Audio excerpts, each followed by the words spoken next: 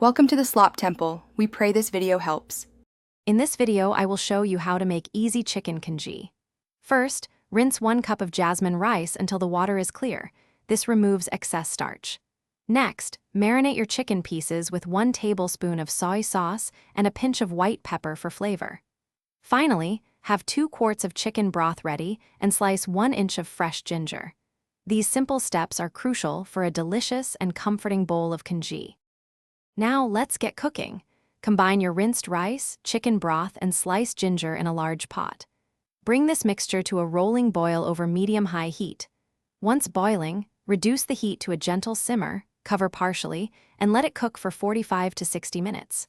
Remember to stir occasionally, perhaps every 10 to 15 minutes, to ensure the rice doesn't stick to the bottom and to achieve that perfect creamy texture.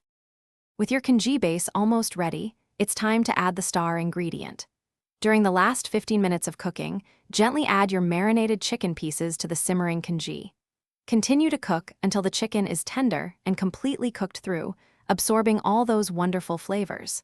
Finally, taste and season with salt and white pepper to your preference.